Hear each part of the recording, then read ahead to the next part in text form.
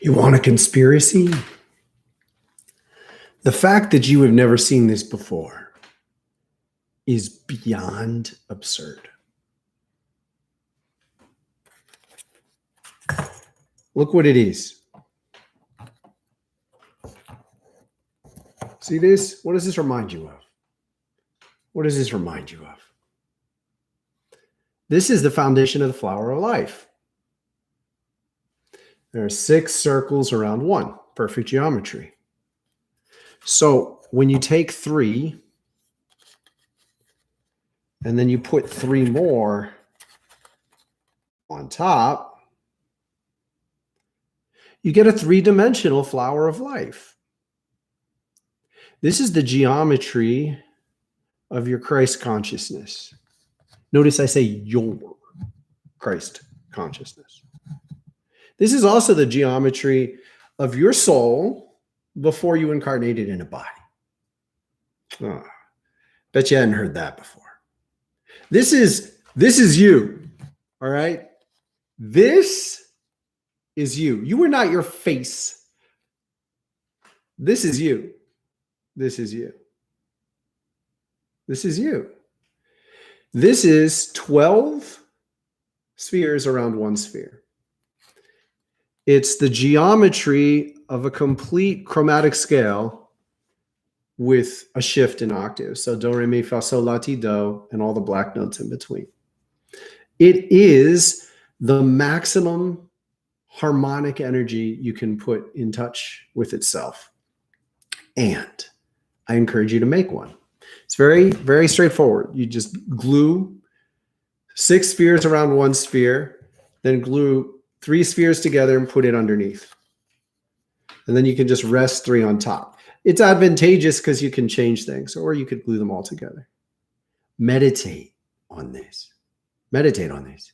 I got this in a vision. I was doing a session on a woman, and she told me that her twin had died in utero, and that her twin had been with her ever since. And as soon as she said that, I sensed the diamond eye. It's the first time I ever saw the diamond eye on another person. First time I ever tuned into it. And as soon as I tuned into it, I saw this. And I knew that this being, this soul, was communicating to me. And I just was obsessed with it. I was just fascinated by it. And I just meditated on it. I just imagined it in my mind's eye for weeks. And it unlocked the 12 chakras. It's a key ring. This is the key ring. This is what the key ring looks like in geometry. And if you create it and play with it, you're going to begin to unveil a lot of truths to yourself. Welcome back. Who's here? What's up? Exactly. It's a 3-dimensional Merkaba, Eddie. I'm so glad you're here. So glad you're here.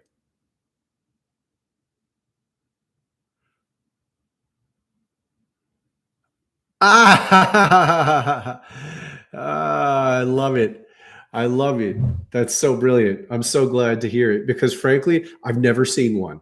It's a complete BS conspiracy. This is one of the most basic, like, think about it. This is really not very complicated.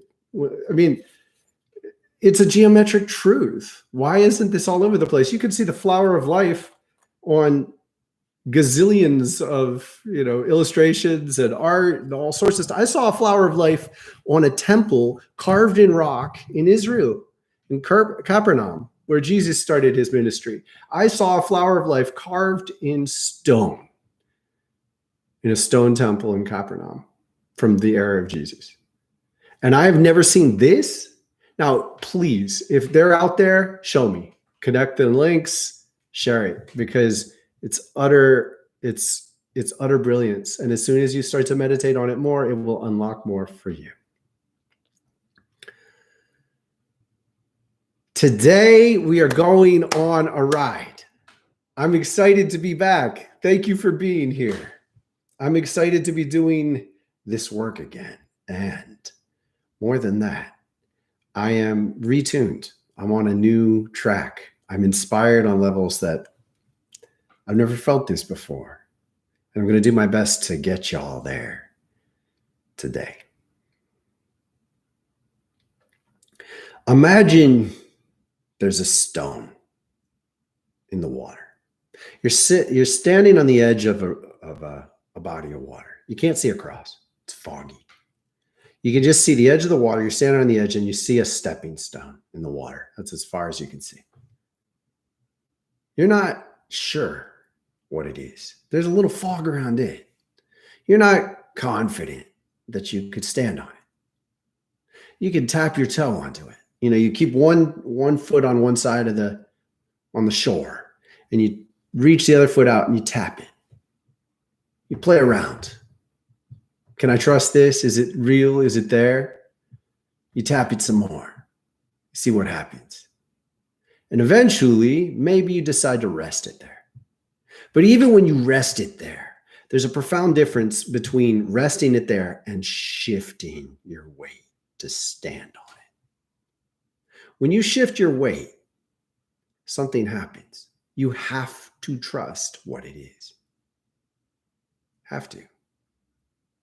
Now, what if you started throwing things at that stone to see if it would sink or move or something like that? What if you just stood there and stared at it and questioned whether it's even real? What if you didn't even see it? This is how belief works. To a certain extent, if you keep hacking at that stone, you might break its integrity. To a certain extent, if you keep testing the strength of that stone by hitting it with other stones, with a metal bar, maybe you'll crack it. Maybe it'll fall apart. Then you get to say, oh no, it wasn't real. It wasn't there. The power of your belief far exceeds what you may want to believe. It's a massive responsibility to respect how powerful your belief is. And I assure you, you want limits to the power of your belief. You want them.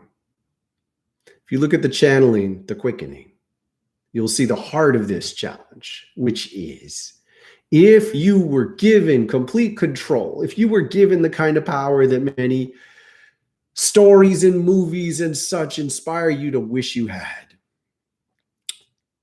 you'd make your fears real. You'd make your doubts real. I want you to understand this dynamic, and I want you to talk about it, because people miss this. It's so obvious, but people don't use their scrutiny to recognize it.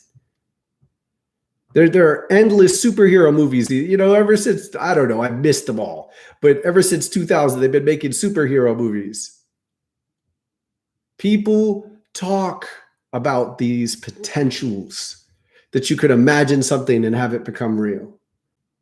And yet, when you're honest with yourself about how your mind works, would you really want that power? Because how would you control it? How would you control it? It's not as simple as, I will only make this real when I push a button. If your mind was influential enough that you could manifest what you imagine, your fears would become real too, because you don't know how to not be afraid. Do you? This is why some depth of mental discipline is at the core of almost every spiritual tradition, because there is an unspoken or perhaps partly spoken truth that as you become more powerful, as you become more influential, as you become more capable of focusing, you actually run the risk of making your fear and pain worse. You run the risk of amplifying them. You run the risk that your power to believe will be hijacked by your fear and your pain. And thus, there are strict limits to how powerful you can be. And those limits are mathematical. Those limits occur in relation to your life choices. Think of the moments in which you've been at the most extreme pain. Think of the moments in which you have been under terror. Terror. Think of one such moment. In those moments, You essentially pray with all of your passion to turn your power down, because those moments are your power. This is a simple and yet devastatingly powerful insight that you must embrace. Every major feeling has an intensity. Every major passion, every major hope, every major fear, and every major pain have an intensity, and they relate to each other. If you enter the depths of one of the most intense moments of your life and you are screaming to turn it down and you are screaming to turn it off, you are putting into play a boundary that says, don't let me go past this point. And from then on, you have capped your capacity to feel desire. And when you're in your passion, you're in your desire, and you're pushing for more, and you're driving as deep as you can go, and you're screaming more, more, more, you are fighting yourself across time. You are fighting with the part of you that has been terrified and screamed for less. It's you. You're not fighting someone else. The resistance you're feeling is you. You occupy the other aspect of that resistance, simply at different moments in time. And time doesn't work linearly, energetically. So there is a presence of the past saying no at the same time you're saying yes. And as a result, you live in tension between the extremes that you have embodied. And the first place you must look is your past. You must look to the places where you have capped your capacity to feel. And by contending with them in the extremes, by contending with the places where you have actually said no and programmed no into the depths, into the fabric of your relationship with that intensity, you unveil the opportunity to change your relationship with that intensity. And that is where we are going today.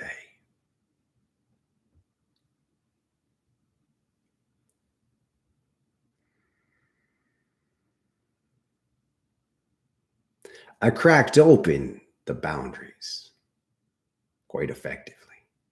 The moments are many. I'm going to fly through them now and watch how it works. You slip through the canyons and you break all the jerks. You find that flight happens on the ground and you feel that there's something normal in what we might have called profound. You drowned. You drowned once upon a time and were reborn in this body to embody the kind of devastation that changes the station and forgets the past. Blast past those limits. And when you come to the ones you can't change, rearrange your relationship by retuning yourself. I faced death so many times.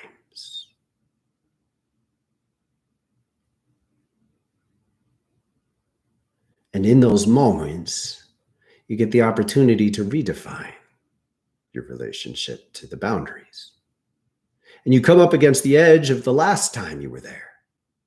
And if you said, if you screamed, if you demanded that you never have to feel this again, you might have to fight with yourself to get there again, because I did. And when I did, I arrived again, and I had to first wrestle with myself. The shadow lives on. And it sings its own song, and it will keep singing that song to dominate you and prevent you from living, unless you're ready to be giving the forgiveness to yourself for having made mistakes in those moments. The reason it's called spiritual practice is because you are preparing yourself for the extremes. If you do not prepare yourself for the extremes, you will be driven. You'll be driven either by your own fear and insecurity or by the collective unconscious. Whether you've fallen into a role of a hero or a fool, whether you have been broken and pushed against the wall by others' insecurities or uplifted and given the fire that tries to live all around you. If you are living the vibrations that are given to you, you will be far less capable of shaping your reality when you make it into the quickening. There's a thickening of energy that gets so vibrant and so real, and it gives you a chance. It says, right now, right here, life itself will breathe into you and embody whatever you create. And if your fears are too real, they'll become real right then, and you're smushed. And from then on, you'll call it fear. It wasn't fear. You missed the moment. In that breath, in that slight little space, you had an opportunity to reshape it yourself. You didn't recognize that your fear and your pain took over and shaped it. It was just energy. It was just pure fire. That's all it was. That's all it was. It wasn't the devil. It was not evil. It was not a curse. It wasn't too much. Your programming took over, and you didn't recognize it. And of course you didn't, because the first many times that you get there, that might be what happens. It's up to you to have the will to say, I will go back. I will go back again. I will go back again. Even if you get your ass kicked again. If you haven't had your ass kicked, you haven't found your limit. Fuck you. Don't identify yourself with victory after victory, not recognizing who shaped the opportunity for you to be there. You simply inherited something other people created. If you don't acknowledge their presence, particularly the ones that did not get credit for their efforts, you will be crushed in a way that forces you to live lifetimes to make up for your arrogance. And nobody wants to take several lifetimes making up for the arrogance of one. It's absurd. So take your chances and practice. There is a dialogue between your third eye and your heart. This is the pilot light of the key ring. This is the key ring. The pilot light of the key ring exists inside. When you get the fire of your ability to create through your imagination into your heart, you make a link. And that link itself enables you to ignite. See, here's how it works. This is so fucking simple that it's absurd. It's not a normal, general, common conversation. Okay, I don't know what reality I live in. By every measure that I recognize, I should be the teacher for so many of the fucking people who are famous right now. They're absurd. They need it. Why? Because that way we could influence people to stop poisoning the water. It's really that simple. There's no other game in town. We're poisoning our water all over the world. When I pray every day, pretty much the core priority in my prayers is how do we stop the poisoning of the water? Well, the only feasible strategy I can recognize is to influence people who know how to influence people. That's it. That's it. To the extent that I can actually do that, that's my primary prayer, that we can influence them, to influence others, to prioritize, that we treat the water as sacred. So sew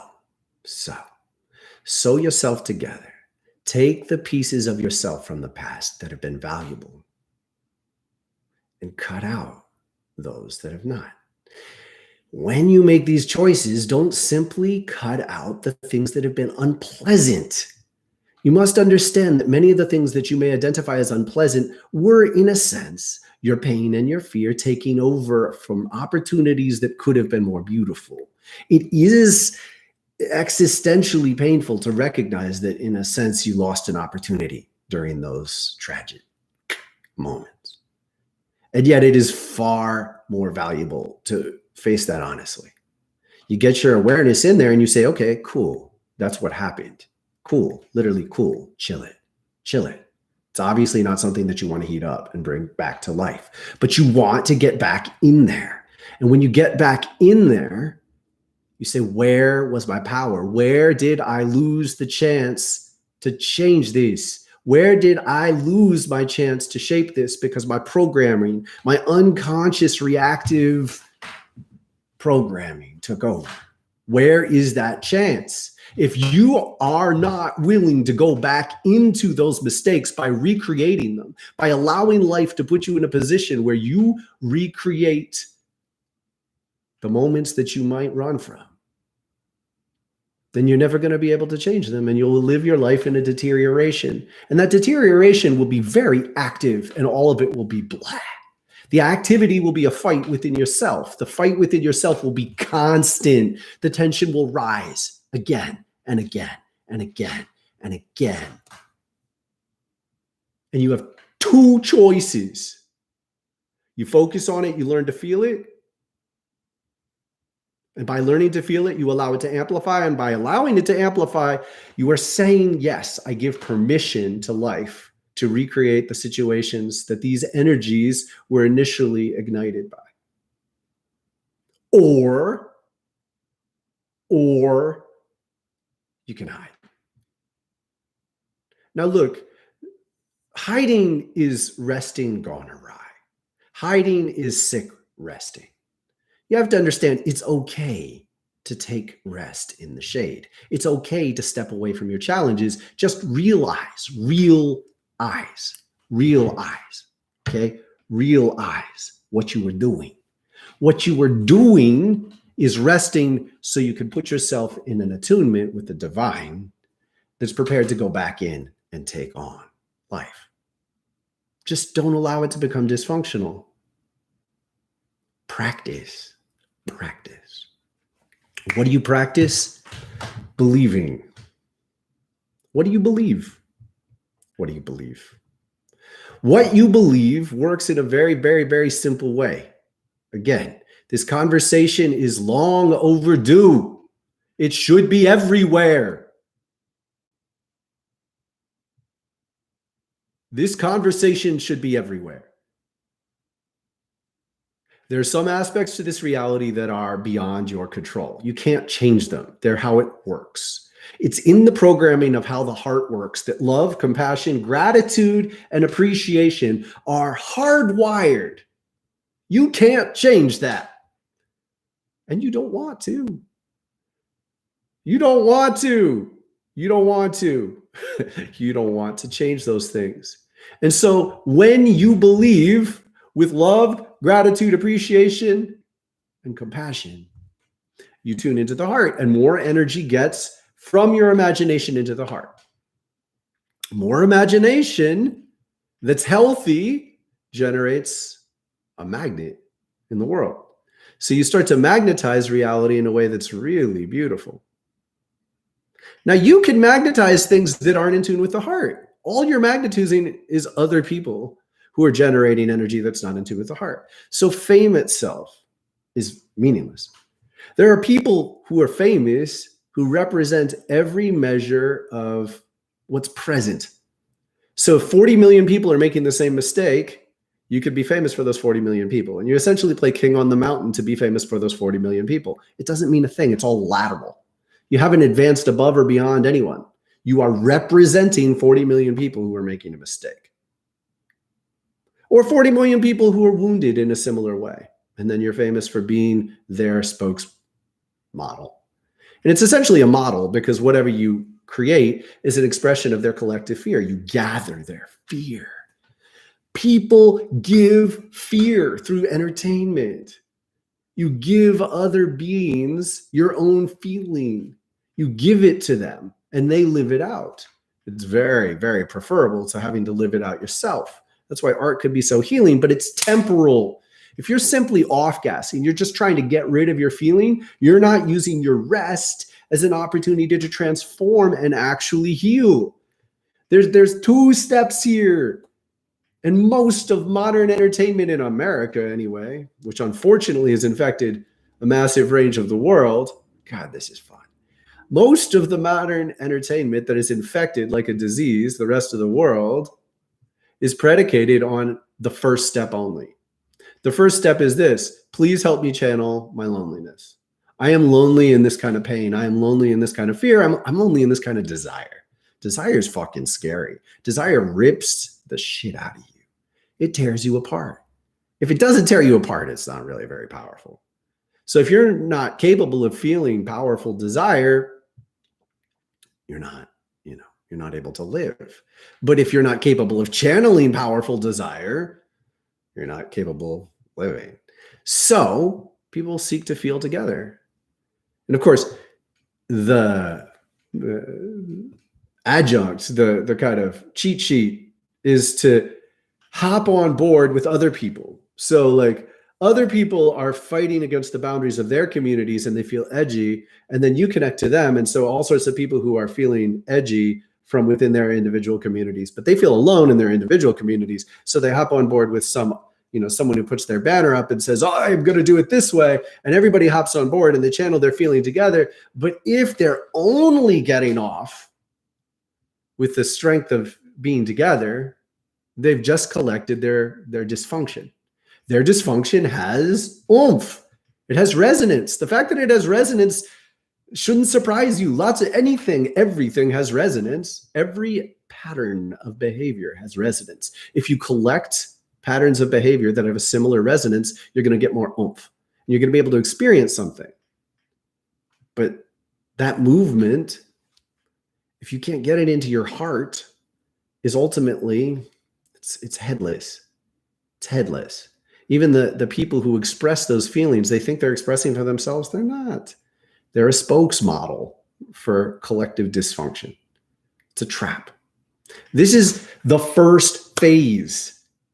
Phase 2 is belief. Belief. What do you believe? Your belief is your power to rechannel reality and to start accept the boundaries that you're in. They're good boundaries. You don't want different boundaries. If you are passionately sure you want to change boundaries, then what you're actually coming up against is cultural patterns. Yeah, we want to change a lot of those boundaries. We do.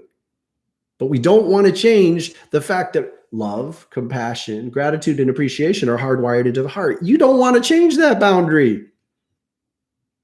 And no cutting yourself or suicidal thoughts or swimming with sharks is going to change the fucking fact that the intensity you can get from any form of experience or collectivization of behavior doesn't touch the power of uniting your belief into your heart.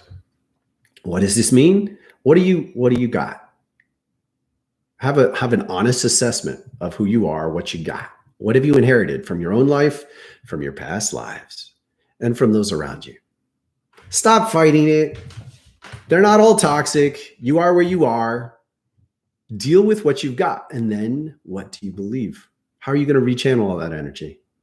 What do you believe? How are you going to rechannel all that energy?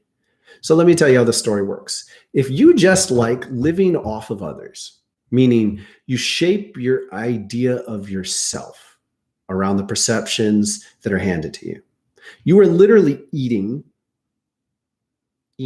consuming what is given to you by others, and it becomes your food. When you eat that as your primary form of sustenance day after day, you become addicted to it. And when you become addicted to what other people give you, you measure reality in relationship to that kind of externalization of identity. So it's very, very, very dependent.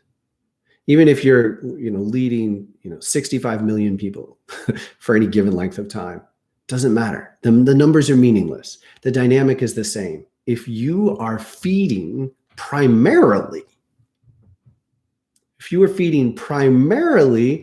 on their vision of you, by the way, I'm teaching someone very specific. If you are feeding primarily on their vision of you, you are completely addicted. And you only have one choice. How will you use your belief? What do you believe? I say use your belief. Why do I say use your belief? Because first you have to get your mind, your attention, and your focus into the recognition that you have the capacity to change your beliefs. Many of your beliefs are on autopilot. Now we're talking about the crown. The crown is beyond your influence at first. It's very difficult to influence at first. You inherit it. You know, what are you handed? What do the people around you believe? How are you moved in your communities? What leads you? What pulls you? What pushes you? And then you start to get a little bit more influence when you choose what you pay attention to.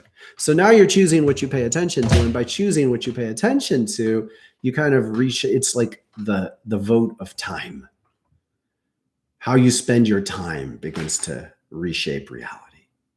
But underneath that, you get your awareness into the sense of like, what are you just swallowing without question? When people tell you, you know, you suck, you'll never be anything more than you were born to be. You'll never be anything more than your depression. You'll never be anything more than your failure. Do you just eat that? You could eat that the rest of your life. You could eat what other people feed you the rest of your fucking life. Now, I could feed you something different. But if you only know how to eat something different when I give it to you, well, there's still a dependency, but it's obviously a preferable dependency. But I don't want you to depend on what I can feed you. If you're going to somehow wake up one day and go, oh my God, I'm stuck with him. No, I'm going to feed you something preferable. And I'm going to say, get this from the beginning. I will give. I'm giving this. Look back at my videos. I've given hundreds of given. This has been my primary work every week. I spend my week preparing my class. Believe it or not, might feel haphazard and chaotic to you. I weed like crazy preparing for these classes. I give you my best. Why do I do that? It's not because I want to be famous. It's not because I want to make a lot of money. I already make as much money as I need. Oh, I want more. I have lots of good things I can do with it. But 12 years ago, I wrote down a figure that I wanted to make from living my dreams. And this year, I'm making it month after month. So I'm already on the other side. I'm making it from what I love. I'm already on the other side of what I wanted. This is all a blessing. It's not just service. This is joy. I love being me. I love it. I love being a fucking tornado right through the boundaries that used to exist and the stonemason that knows how to lay a better path. Fucking yellow brick path. I have in my garden a circle of bricks. They're yellow. They're yellow bricks. I pulled them when down the road from my house. They ripped up the street, and underneath were all these old bricks, old yellow bricks. Why are they yellow bricks? Because there was a yellow brick road leading into Ithaca up the hill from up north. No shit, it's reputed that my hometown was the model for the Emerald City of Oz. I am only committed to doing the best I can to help the earth. And I want the people who know how to love with me. And I want more. I want several hundred deeply committed people who lead others. If you don't currently lead others, I want you to learn. Learn with me. Over the course of the next several years, I am going to keep doing this. And I'm going to get better and better at doing it in a way that brings you to life. And I want to bring you to life in a way that helps you live an awesome life, plausibly even get paid to do some form of work that involves these strategies and spreads healing. Because I want to be able to set waves that ignite people to focus on the fact that we're poisoning water. I want to set waves that ignite people to understand that patterns and cycles of abuse begin in this calm, quiet space where one little woman or one quiet man can't let go of their fear. And they radiate it day after day after day, and they don't even say shit. But they're the foundation for the fear that affects the fear that affects the fear that affects the fear that feeds the cop that bashes a young kid's head in. I see all these patterns. I live in the chaos. I know how. I'm here to teach you how. I'm aware in the past month that I've been limiting my forms of expression out of fear or concern, that I will somehow drive a mainstream clientele away. And then I woke up to realize I'm already making as much money as I set the intention to make. The money I make beyond this point comes through people who believe in me as I am. And you ain't seen shit like this yet. I have stared at death more than 20 times. I've come close to death more times than I can remember. The other day, I was meditating, and all of a sudden I remembered the time that I was set to be with a woman. I was spending time with her. I was on the fence about whether I wanted to be with her or not. I'm careful, actually, or I ride the edge. I'm like, I'm attracted to you, but I'm not sure what this is. So I was spending time with her, and it was like midnight, and there was the invitation to stay. And I was like, no, I gotta go home. So I biked home 12 miles without a light, stoned off my ass. And I was following the line. The edge of the road. I had like a little light. It wasn't a good one. And a car came like this and this and this at the same time. And I was on the middle lane, and they passed me at the same moment. Fucking insane. I decided maybe I shouldn't date her. I wasn't making particularly good decisions in relation to her. Why do I keep saying that today? Because I live on the other side of a boundary, and I'm tired of pretending for people. I live on the other side of a boundary, and I cannot hold your hand as you cross it. I can only teach you how I did it.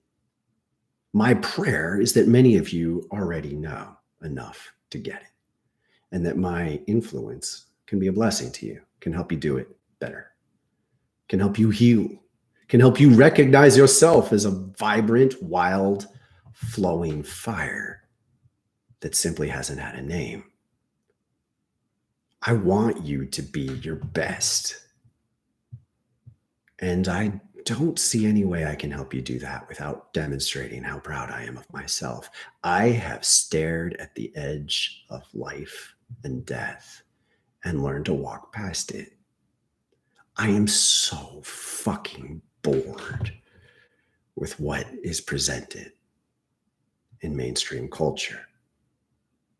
I just watched a video, it was a YouTube video, about who has been famous in music in the past 10 years, 2010 to 2020. I was like, oh yeah, I don't even know.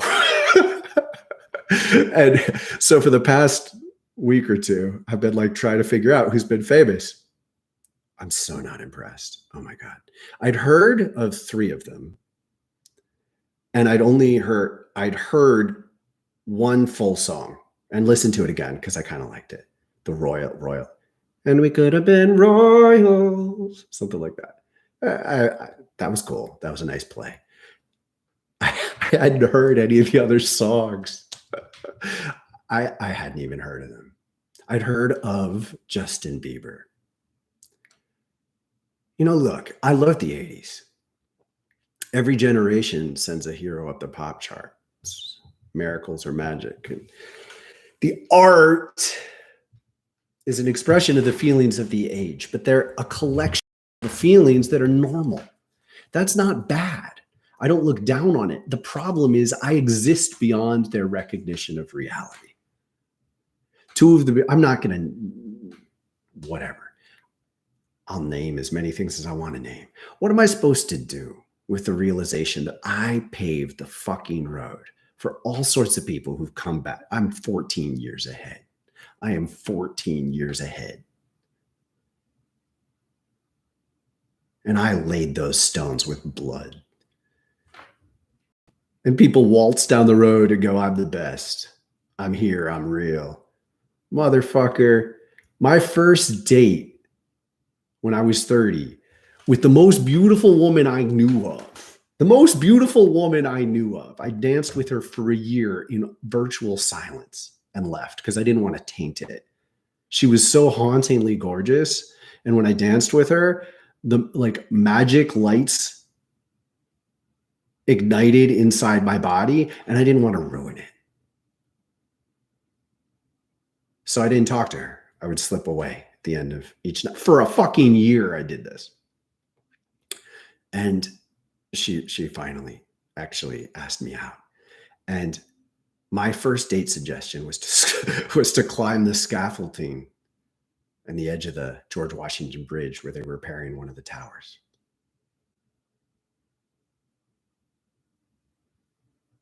We had a wild ride for a year and a half. We had a wild ride, and man, very few people touch that passion. But let me tell you,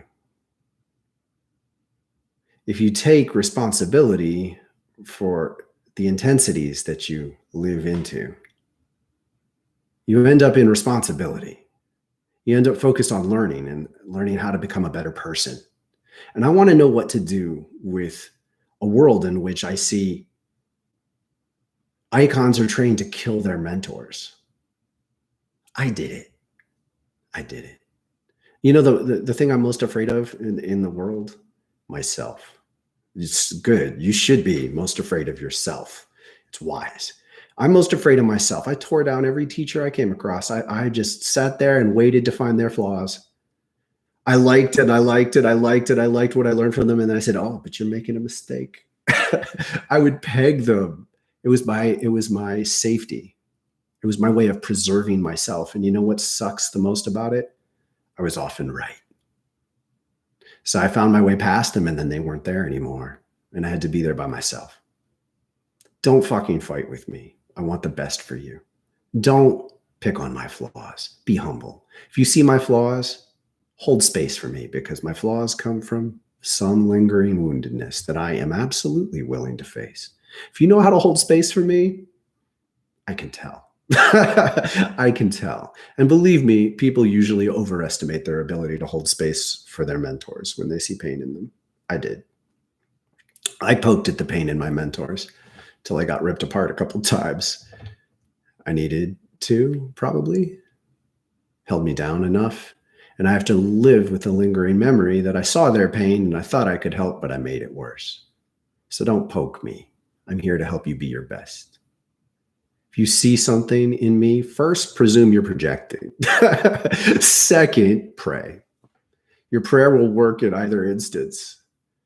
Whether it's me or you or both, your prayer will be the biggest value to the equation. Why am I saying this now? Because buckle your fucking seatbelts. I'm not operating within the limits anymore. Who's here? Eddie, you rock, man. Incidentally, once I walked like a long way, like 15 miles in the cold. I didn't have enough clothes. And all I knew, oh my gosh, hello from Norway to you. It's so good to see you, JD. As I talk about the cold, forgive me, don't mean to be stereotypical. It's not cold there now, I hope. I walked 15 something miles in the snow and my only friend was Eddie Vedder. I love Eddie. Tina, bless you. I'm so glad you're here.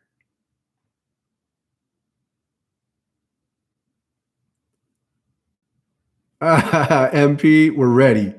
You ready? You're ready. You're ready. Awesome. I want the best. I want the best. We're going to do something. So here's how it works. Tell me who you trust. You, who's here right now, particularly the ones who are here right now. Tell me who you trust because I haven't found many people out there. And I am perfectly deeply open to the fact that I'm biased. I'm difficult. I've blocked out so much for so long to stay true to my inner calling that I don't even know who's out there. Tell me who you trust. Entertainers, teachers, healers, tell me who you trust.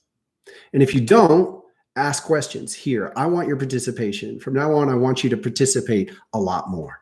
On any video, Haldi, thank you. Yes, I'm glad you're here. I'm so glad you're here. From now on, I want you to talk more. Share your doubts, do it with respect, whatever. Share your skepticisms. Do it with respect and care. Share, talk, please, comment. I want to know your thoughts, and I want to know who you trust. Because I want to be more networked in to value. Now, as I said, this is not about numbers. I want more numbers. I do. I'm sure that I'm destined to be a part of a bigger community in a way that's functional, influential. But this is not about numbers. What I want is value. What I want is depth. What I want is real relationships with people who we can do stuff. This is all meant to be a catalyst to do stuff. I'm making more money, so I'm buying more equipment. I'm making more money, so I'm paying one of you to help me make these extraordinary graphics that are coming up in some of the recent videos. Take a look at the recent meditation video. I love it. It's wonderful. And the graphics for it, thank you, Miguel. And we're working on something that's hard. The dude made those graphics, was frustrated by the limitations of the program, threw it away and learned a more difficult program within weeks and has already made a better model that we're going to be using on the next video. He's awesome. Just totally appreciate it. That's the kind of inspiring collaboration that I want to be more a part of. And I'd like to, let's just say for hypothetical sake, that somebody's not making a lot of money because they don't know how to trust participating in capitalism, and you can make money with me, and I could pay you some using your skills to do something you believe in. Well, I'd like to make more money so I can do that more. And no, I'm not going to give it all away. Like, I've got a family. I want to send, if my son wants to go to Cornell Engineering School, I want him to go to Cornell Engineering School. So I'm going to play this game, and I'm going to win it so well that I help people too. Oh my God, it's so much more fun to play this way. I want you to spring to life. I want to be a part of that. I will never, ever dream of taking full credit for it. I'll take some with deep gratitude, because that's how I want to live. I want to feel like my gifts, my blessings are blessing you.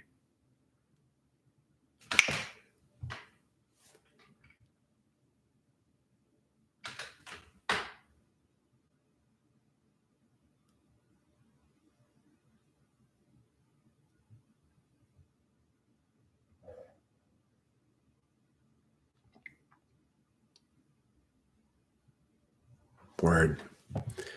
So here's how we're going.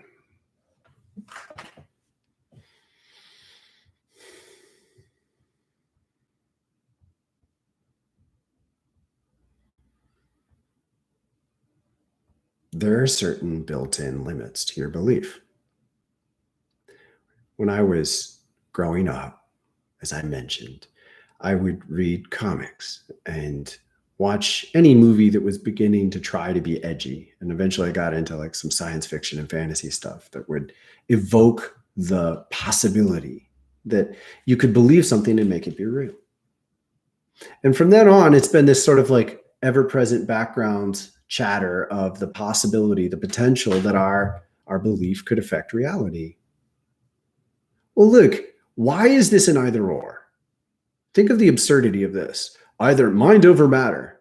I'd say the most common, meme on this is, if you believe something strong enough, it'll be more real. And, you can watch movies of people just repeating what they believe.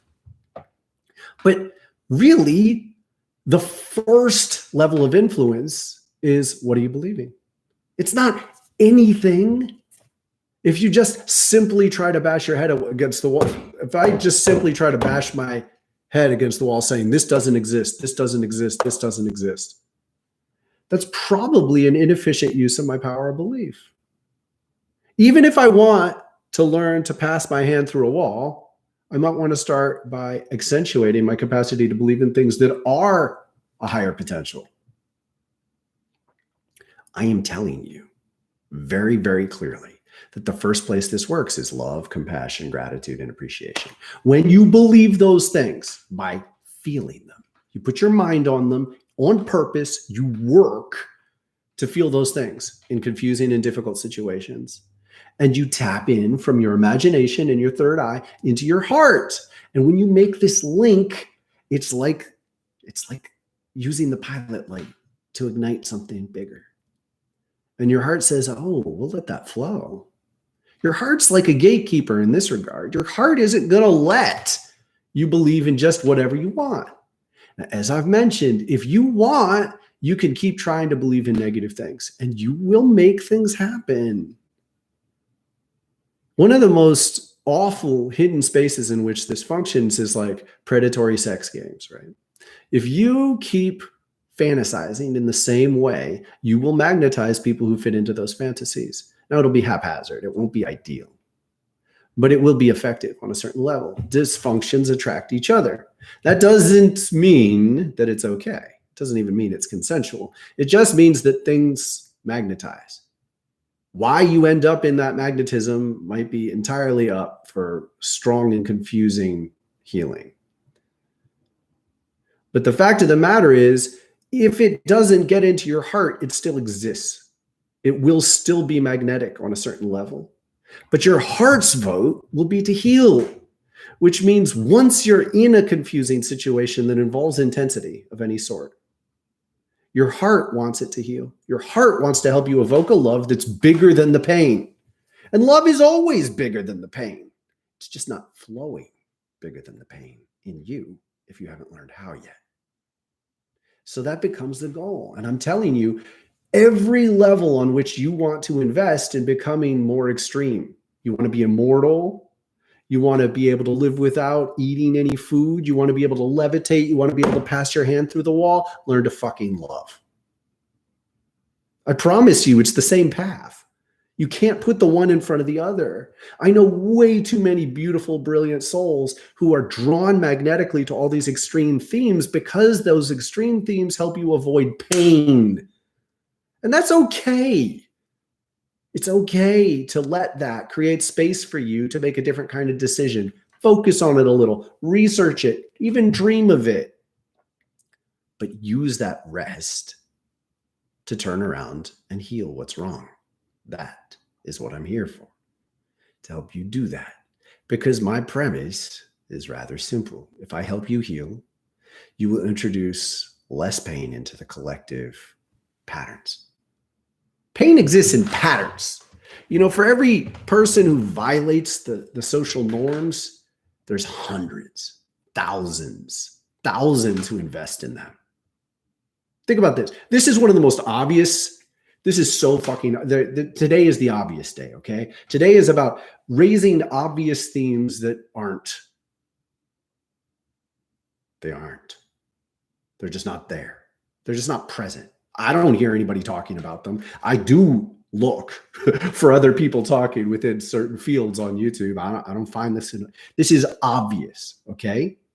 You ready? Balance. Balance. If someone molests a child and you punch them in the face, are you going to stay with them every day for the next year? Seriously, you know someone molested a child, so you kick the shit out of them. You going to stay with them every day for the next year, all the time? So you leave them, what are they going to do? They're going to hurt someone weaker than them. That's why they're hurting children to begin with. If you put someone in jail who's raped and you beat him up every day, what's he going to do? What's he going to do? Suffer and suffer and suffer until he gets out. When he gets out, what's he going to do? He's going to hurt someone who he can take control over. If you pour gasoline on a fire, you make the fire hotter. It's not very complicated, is it? What's his name? I fucking forget his name. Mood lighting dude who I watched too much of his movies when I was a kid. The archetype of like, let's find a way that I can be a hero and hurt other people and kick them in the face and shoot them brutally and be right. If you participate in chains of pain, that's what you are. You're contributing to the chain of pain. Right now, we're living in a social disease. It's pretty much global from my perspective. It's the attempt to dominate pain and be good.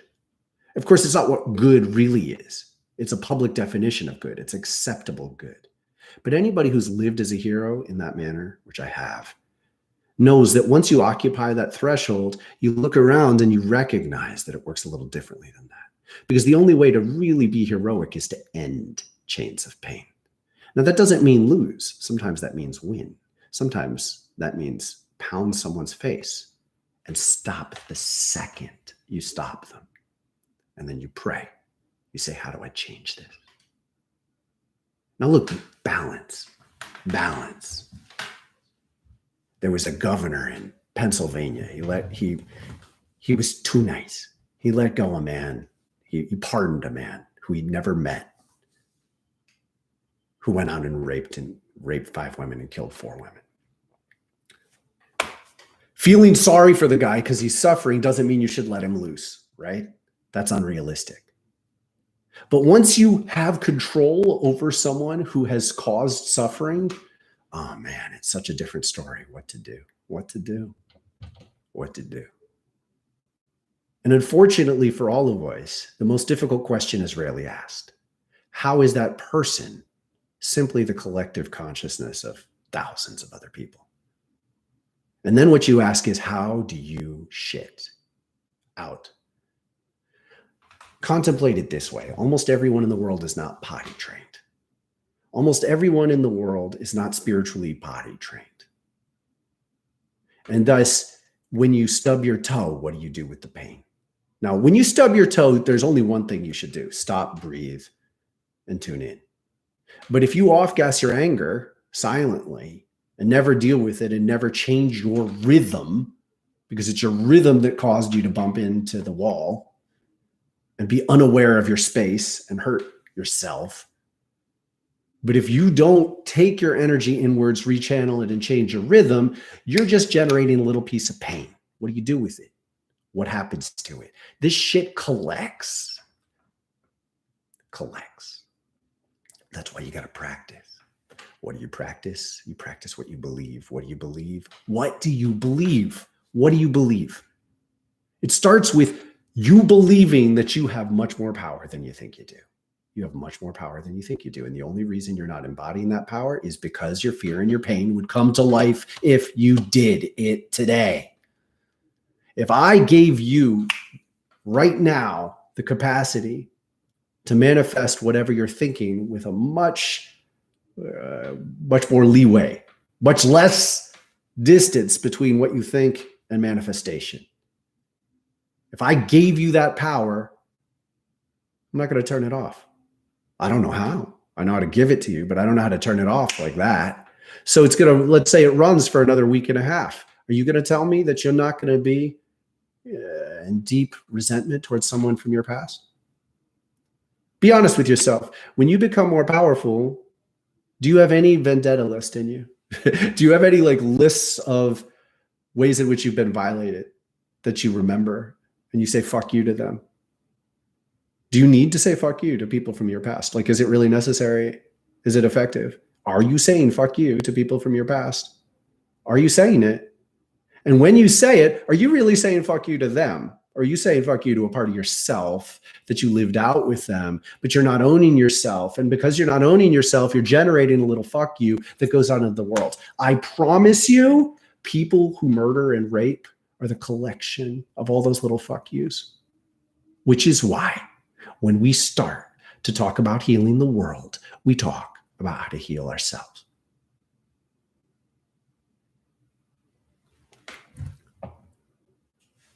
Yes, it really is. It really is. I know the magnetism of death so well. I read a story. This is how practice works, okay? I read a story about the founder of Aikido. He was one of the best martial artists in Japan, and he came up against one of the greatest competitors he's ever faced. And he was at the edge of death. And as he looked at the edge of death, he stared into the eyes of his competitor, and he realized he was staring at someone who was closer to him than anyone who he'd ever met in his whole life. And in that moment, he realized that there was no victory in victory. If he beat this person, he was beating himself. And in that lack of love, in that desire for supremacy over a false paradigm of dominance, he was determining his own limit and his own capacity to love. And so in that moment, he received a revelation that the best he could do would be to redirect the aggression of the other in such a way that that aggression would hurt itself. So he learned a technique to flip the punch from the other and rechannel it into the ground. So the man would punch this way, and he would just redirect him. And as strong as he tried to punch, he would hurt himself and hit the ground that hard. And he won. And he won in sadness because he had damaged. He had participated in the damaging of someone who was the closest being to him that he'd ever met. So I stared into the eyes of someone who I thought could hurt me. I'd been living around him for several weeks. He'd always been kind to me. He was fighting with a lot of people, but he'd always been kind to me. We'd only had a couple calm interactions. He helped me find a tent stake. But he was threatening to hurt a kid. Now, I didn't know why he was threatening to hurt the kid. So I went to stand next to the kid, and I stared at this guy, and I took the attention, and I'm staring at him. Staring at him, and he's staring at me, and he stopped. And my practice was there. I felt the magnetism of death. All my own self-hatred, everything within myself, everything I didn't trust within myself was magnetized to him. And I felt it. I felt like I was prey in a certain way. And my practice came through. And I just said, no, real quiet.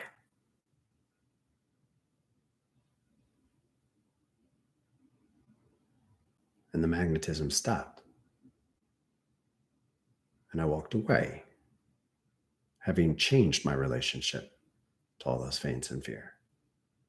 And every suicidal tendency that I'd held until that time ceased. Because I went there. And I went there with love.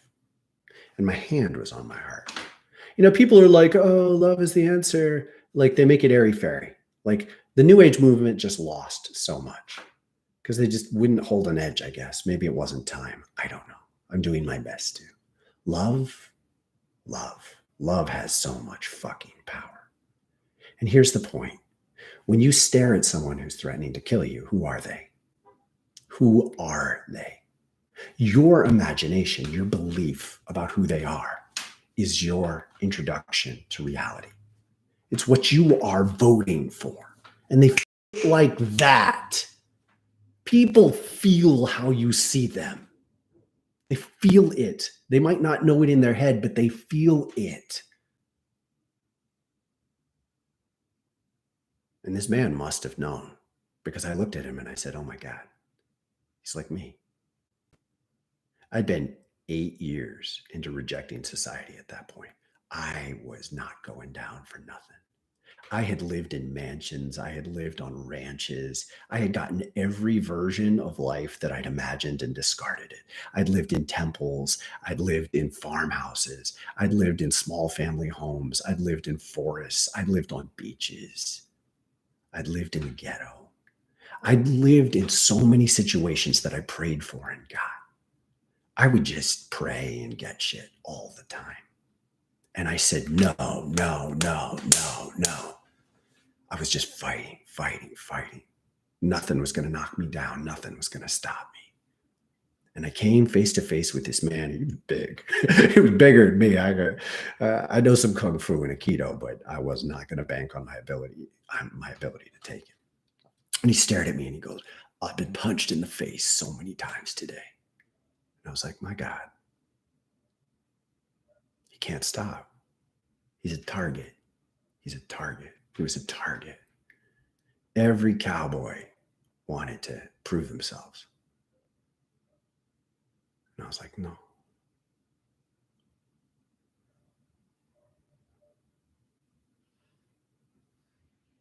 You got knocked out. You got knocked out. It took me 8 years to cry about it. 8 years. And when I cried about it, I cried for him. I went to the hospital with a cracked skull. I watched someone get his skull cracked right in front of me. And when I stared into his eyes, he understood me more than anyone I'd met in all those years.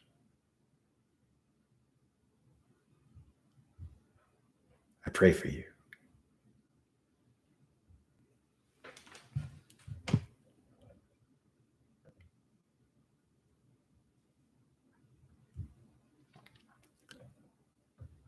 Exactly, Haldy.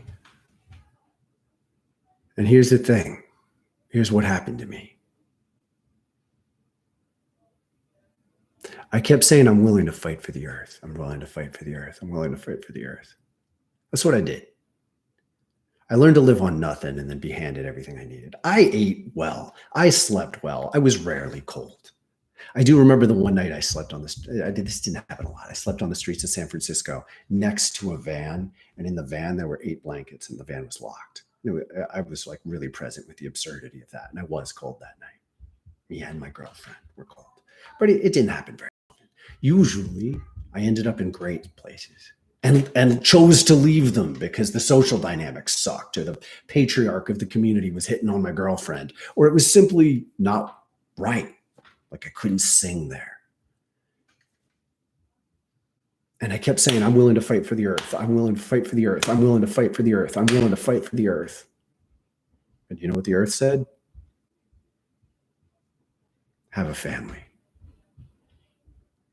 The earth said, have a family and love it. Appreciate this world. Grow a garden. Have friends. Love them. Bring love to life every day.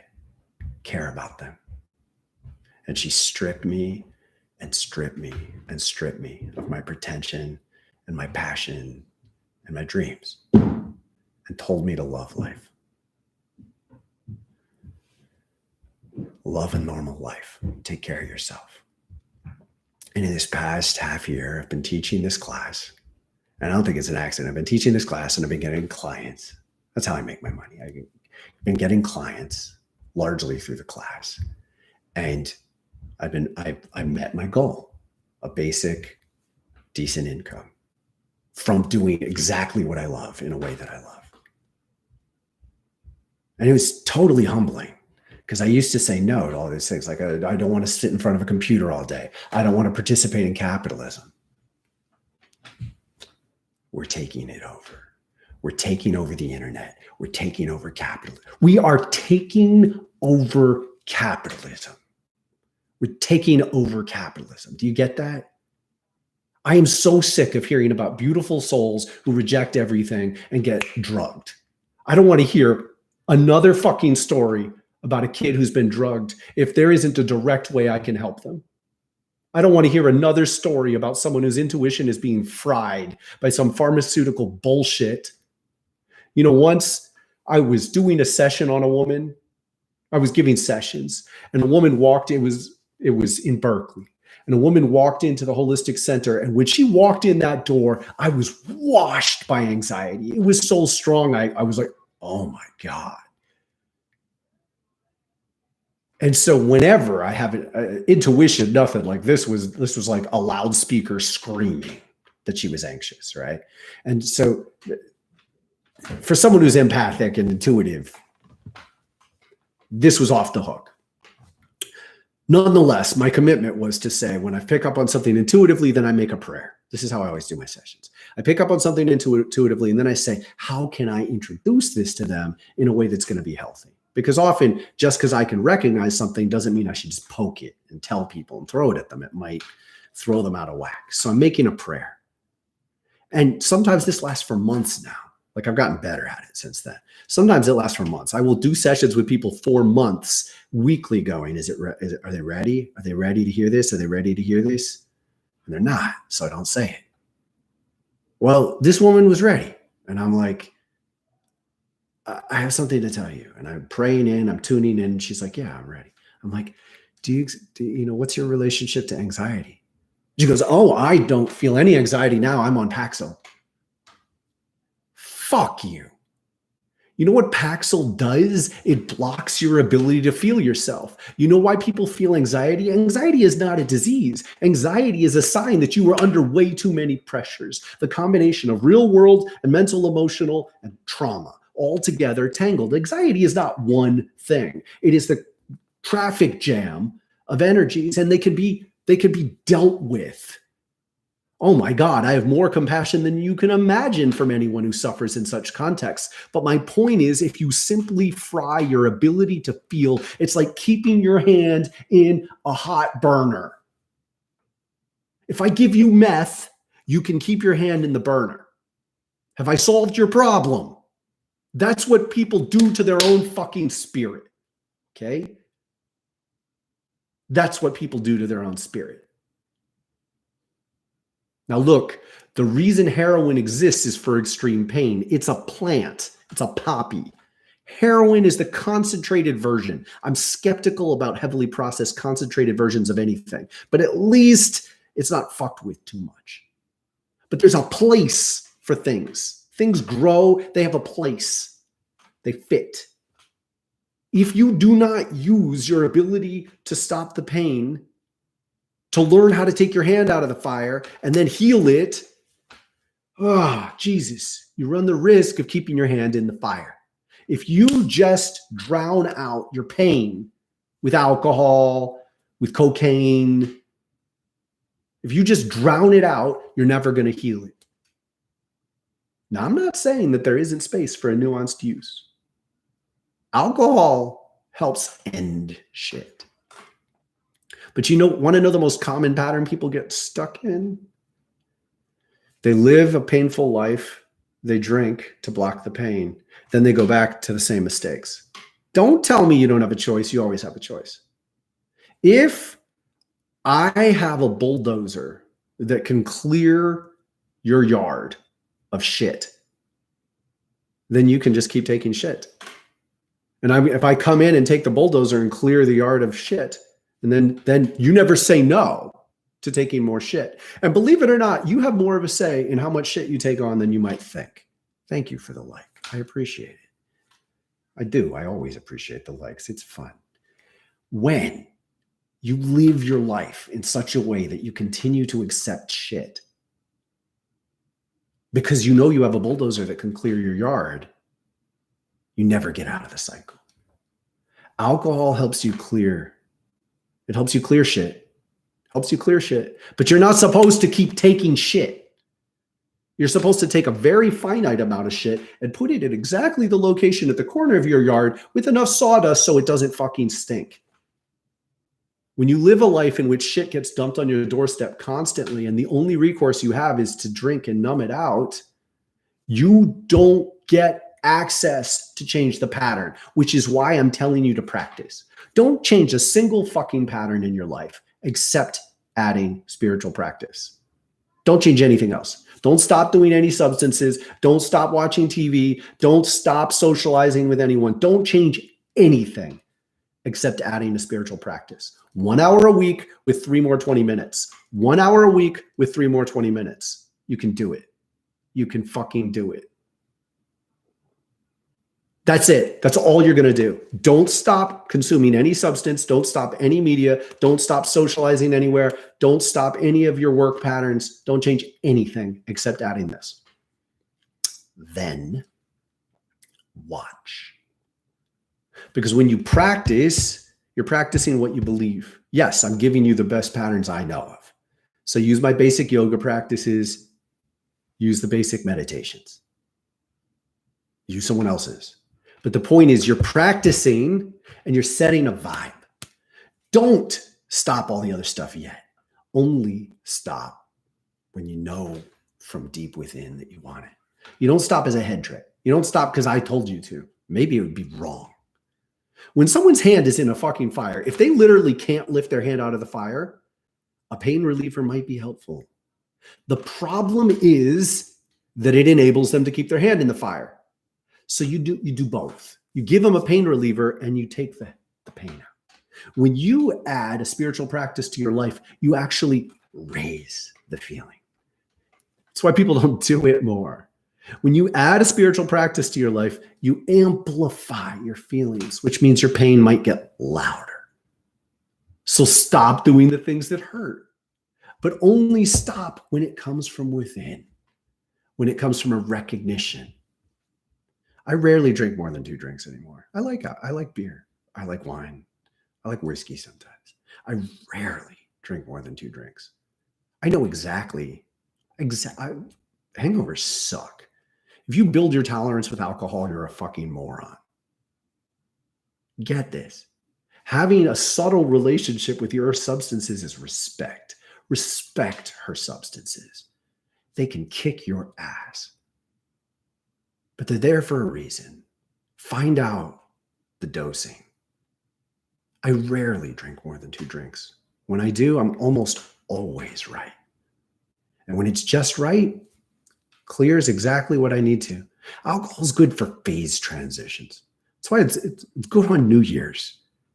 It's good for phase transitions when you're letting go of the past and all the shit that's accumulated somewhat naturally. And it helps you clear it out, right in rhythm. I almost never drink more than once or twice a week. If I ever notice that I'm doing 2 times a week regularly, I'm like, what's going on? Humility is so beautiful in relationship to the earth's natural substances. Why am I telling you this? Because your power to practice sets you up to make a better life. And when you practice, you're practicing what you believe. And this brings us to a bit of a conclusion before I do some readings. When you don't believe, that's your belief. I want you to get this. For those of you who were not here at the beginning, make this. Go back and watch it. Make this. Your power of belief is first bound up in what you don't believe. Think about it. I don't believe that I'm strong. Makes me weak. So your belief that you're not strong is very, very strong. It's a very strong belief. It makes itself real. I don't believe I can heal. Keeps you sick. That's strong. That's a strong belief. Skepticism, anti-beliefs. We're trying to turn anti-beliefs into quiet skepticism. Imagine you're driving a really fast car on a muddy road. I've done this. Really, you're driving fast on a muddy road. Every little shift of the steering wheel is going to have a lot of impact. So think of quiet skepticism like that. To be careful. Reckless, there's no value in recklessness in this context. Wildness, though, is to be vibrant and brilliant and move quickly even when you can't think much. So when you notice a concern, you just subtly turn. You want skepticism to be quiet, just loud enough to manifest its truth in a way that you can act without causing you to oversteer. If you see a stone in the road and you swerve to get out of its way, you end up in the ditch. This is how skepticism works in life. If you have a nightmare and you have it repeatedly, the belief that it's never going to go away will manifest itself. What if it's not going away because it's trying to warn you of something? Use your skepticism to turn it down and ask questions, because your skepticism is where your latent power exists. So question, But if someone questions you with aggression in a way that silences you, learn to recognize it. I'm here to defend you and your vibrancy in this world. I'm here to uplift you and help you protect your inner flame. I'm talking to somebody, you are getting crushed by their subject changes. Don't raise your subject with them. Lose them. If they're never going to hold space for you to exist, lose them. There's an in-between space where you can still have dinner with people in a way that's pleasant and not talk about what's true to you. But if they crush you, you know it. It's not vague. They change the topic on you in a way that's loud and forceful. That is their belief. Their belief is that you don't exist. You don't deserve space to exist. I'm here to help you keep your flame alive. Don't fight that head on when you're not going to win. You know when you have the inner depth to respond in a way that's going to keep your flame high. There's no shame in not knowing how to confront such things because, man, the majority of the times it's better to walk around it and walk away. Find a place where you can exist and keep burning.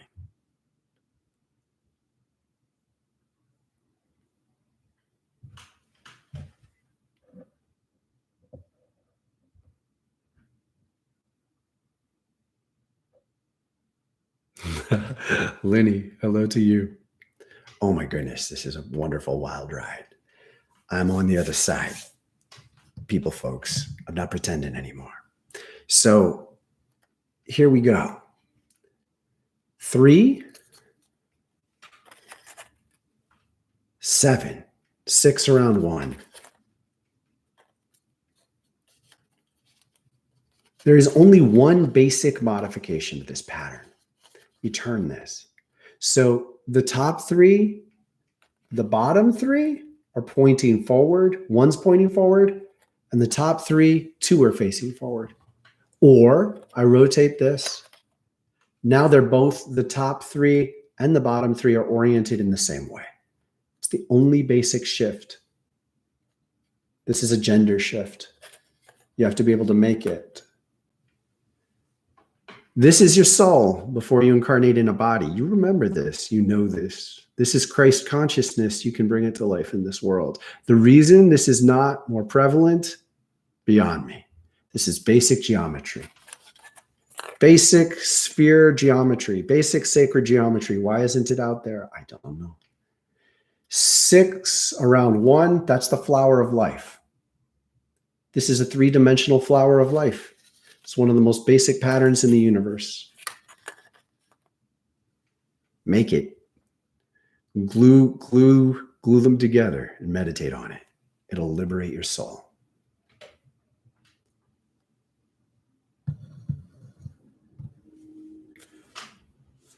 I'm here. Any questions? For any of you who've been around for a bit, any questions? Any questions? Incidentally, when I was in my 20s, 20 years ago, I was doctor mandated to meet with a psychiatrist because I had ended up in Bellevue Hospital.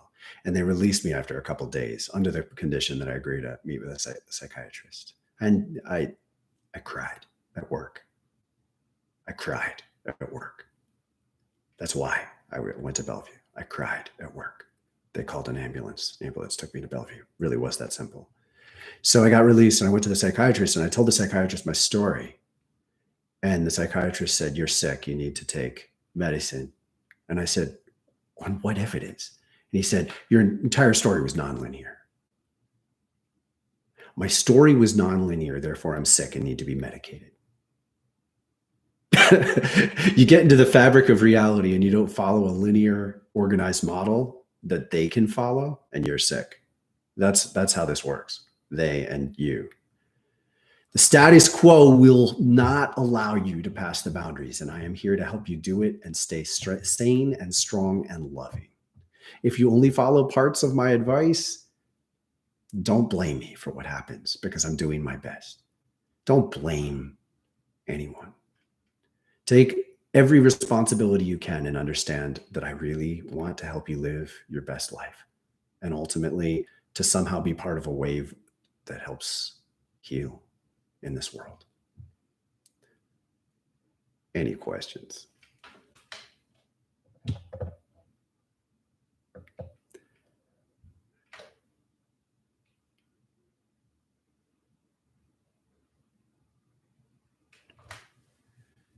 How would I define truth?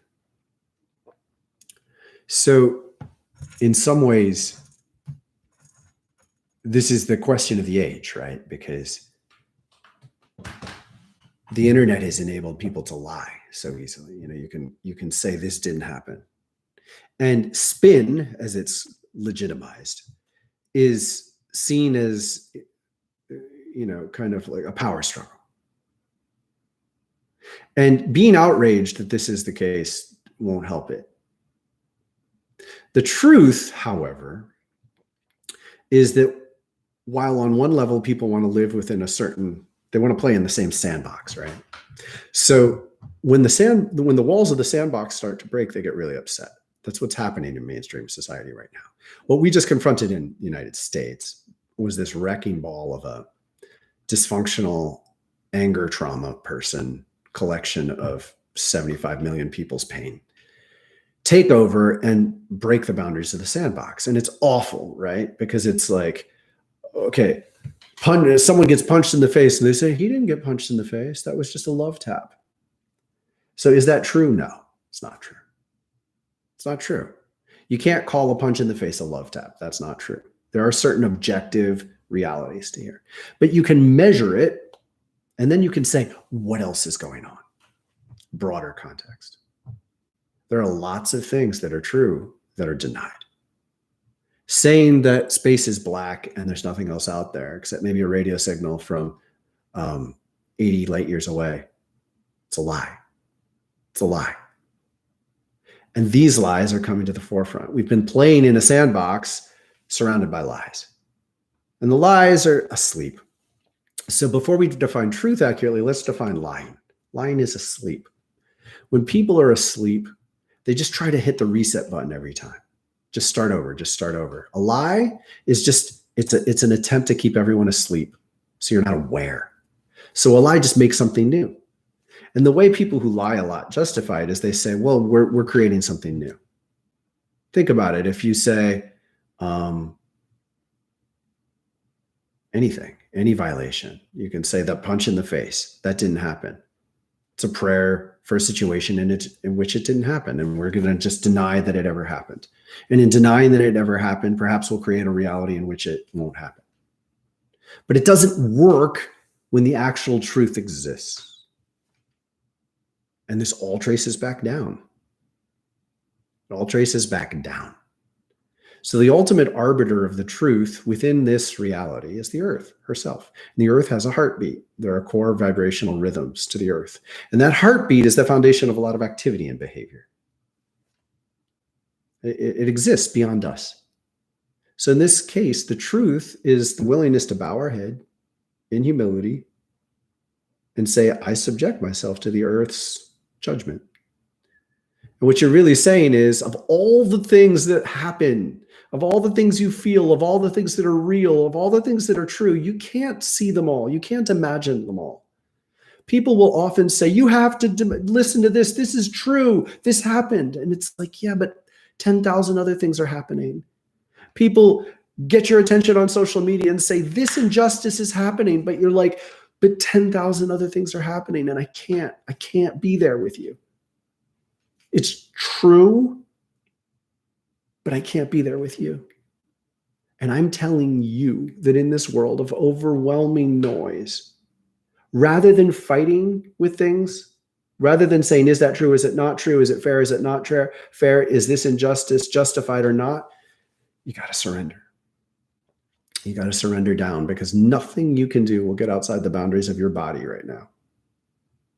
And you surrender down and you say, Earth, what do you want me to do?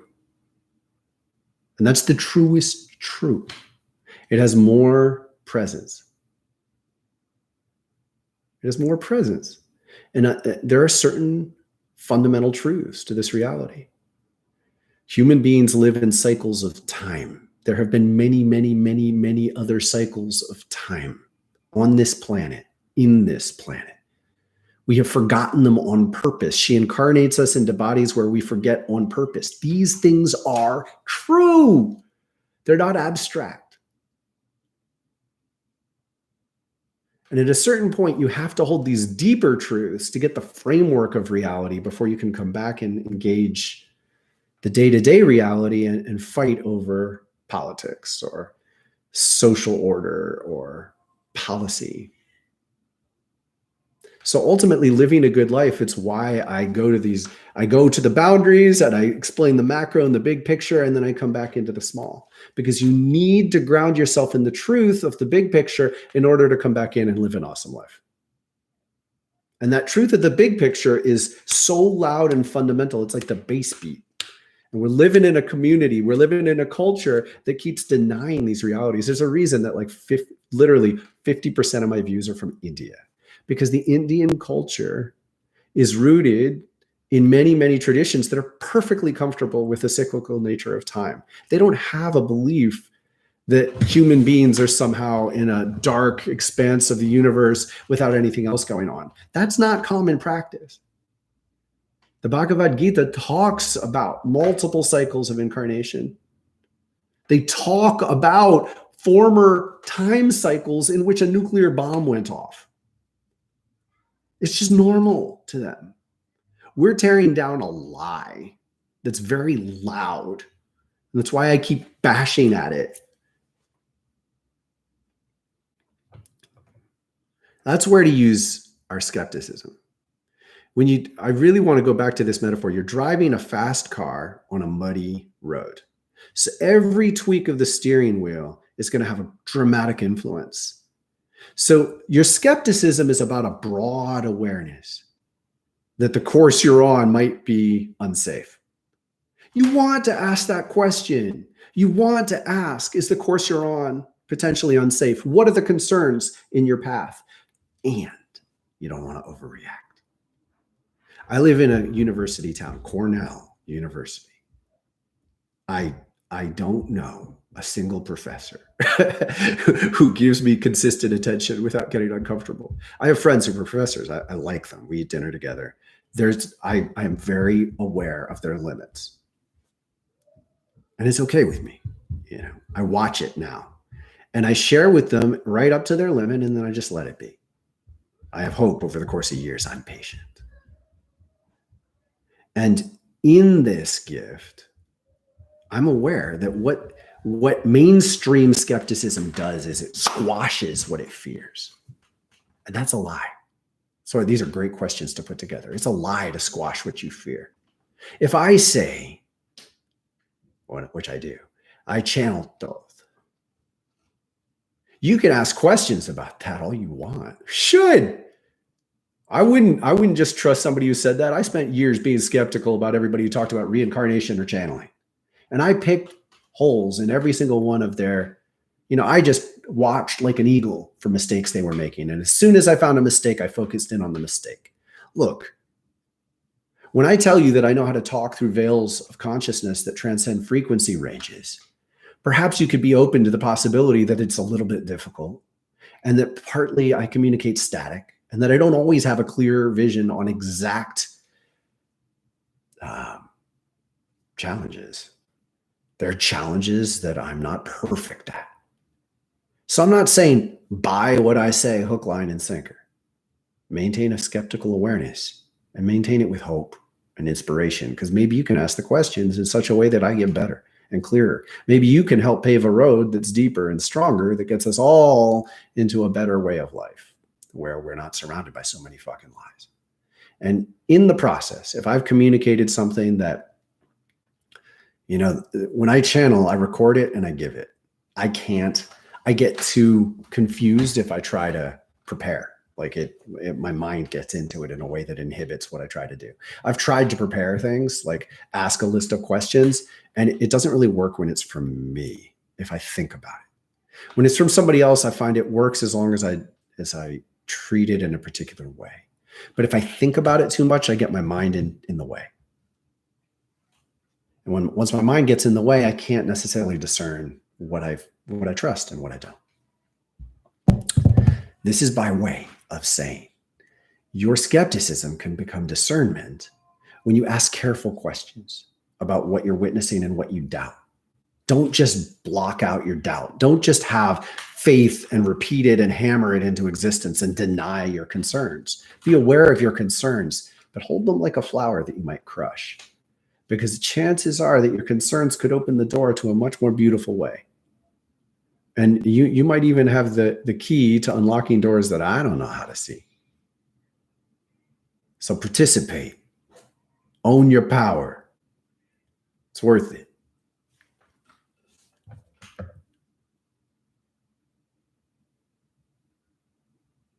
I think so too, Tina. I don't think Earth is the heart of the universe. Well, I do. The Earth is singing the universe. The Earth is singing the universe. She's teaching us how to embrace the light. We're here living a life on Earth, which is fundamentally out of tune with the universe. Universe, verse, song. We are fundamentally out of tune with the universe. That's why we're not aware of everything else. But the key here is that the Earth herself shows us the way back into the universe. We incarnated on Earth in a lie on purpose to digest a lot of karma. I've made many videos about this. Watch the one on karma. Watch the longer video on karma that it links to. Watch the channelings from Toth, all of them. They talk about this repeatedly. We incarnate to digest karma, transform it, and create the opportunity for new life. Our entire life existence in society, as we have known it, could be legitimately understood as the process of composting. When you make a compost pile, you pile all sorts of stuff that you don't want on a pile. It builds heat. That heat transmutes the vegetation into new soil. Every heaven is the garden that we grow from this compost, and I'm here to help you believe in it.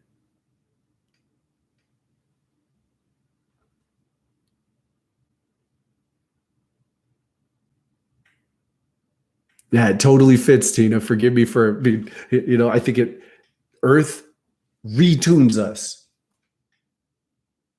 Retunes us. You tune into the heartbeat of the Earth, you retune.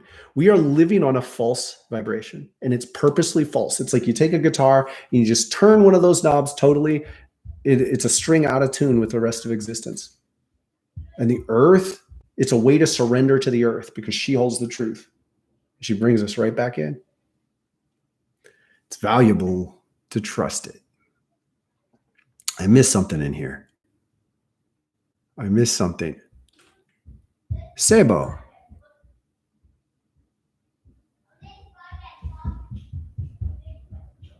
Excellent.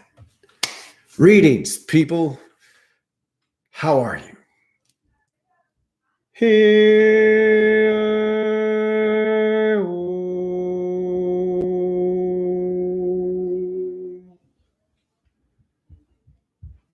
May the life I lead speak through me. May the life I lead speak through me. When I'm lying in my grave and there's nothing left to say, may the life I lead speak through me.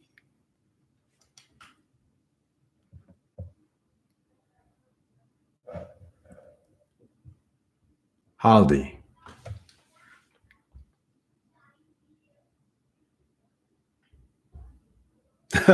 Oh, bless your heart, man. First thing I get is I'm too magnetic and it scares me.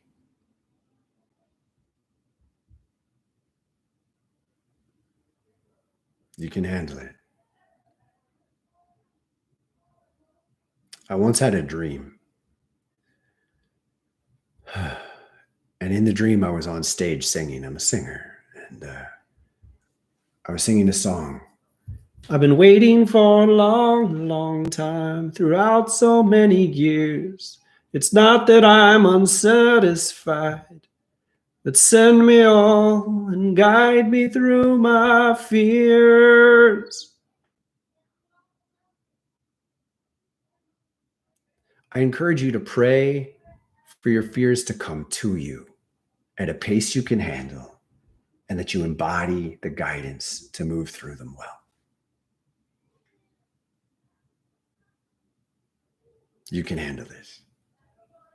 You are this strong, and you can handle this. Pray for the pace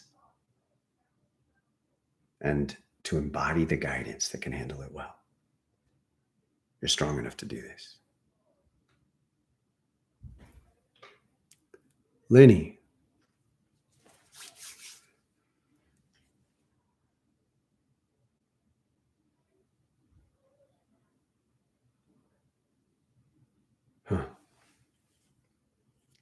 Well, this has been happening a little bit more lately, where I tap in to read someone, and then I get advice from their higher soul. And I get from her that I'm not trusting someone that I should trust.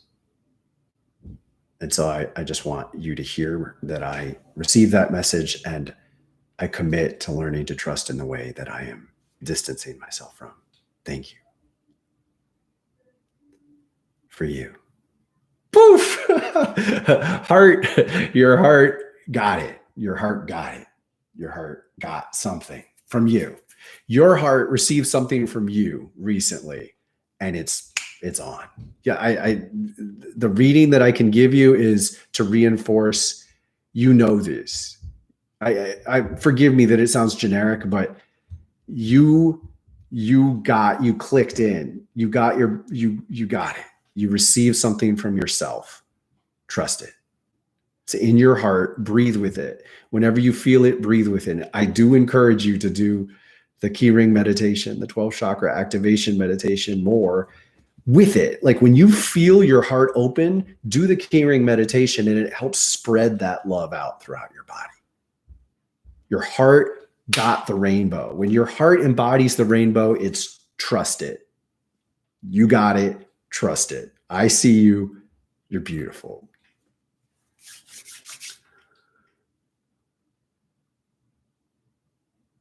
Eddie.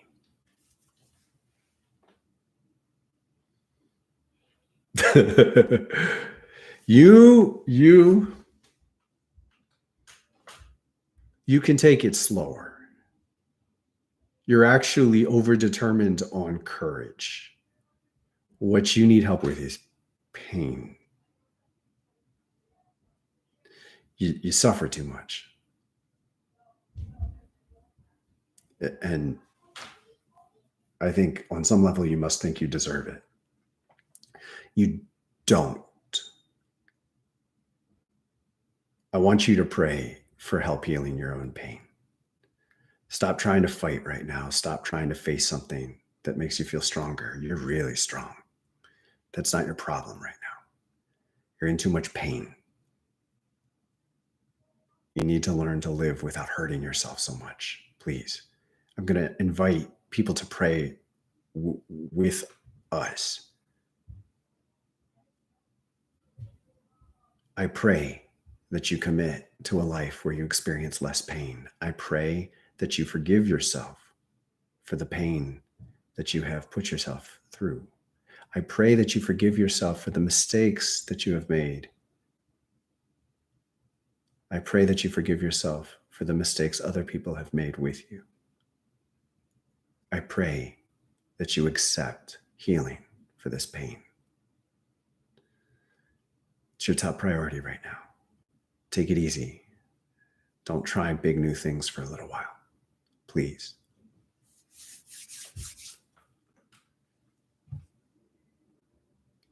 MP. When you showed up, I knew it right away. You did it. You did it. You focused. You've been at war within yourself. Your conscience has been at war since I met you, and you did it. You centered your intentions. I love it. I see you. Good job. I really respect it. I really respect it. My mother used to tell me that the people who struggle most in this life are the ones that are so capable that you could do you could do tons of things well.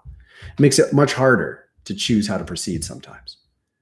You've been under that stress for a long time and you've made a major choice, and chill, be with this, let the fallout move through you. The next decisions will be clear. Just stick with this intention shift, because it's good. It's good. I respect you for it. Bless you. Janie.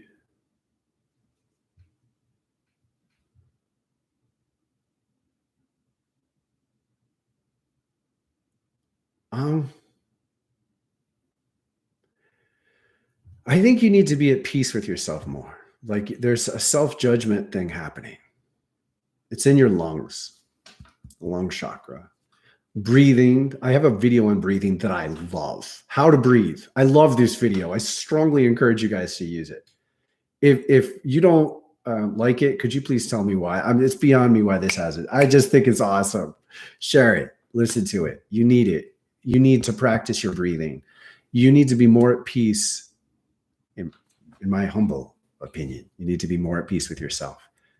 You're like almost hyper ready to change yourself, wanting how to change. And I think the biggest change you could make is to be more at peace with who you actually are. There's a beauty to you that you're not accepting. It's not vague and abstract. It's not somewhere else. It's like in the life you've lived, there's a beauty. I can see it. It resonates. It's louder than your self-doubt.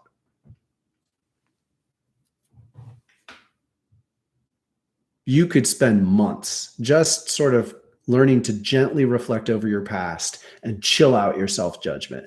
Chill out this negativity. You're like a workout. You're like on a mental, emotional, spiritual workout where you constantly tell yourself to push for more reps.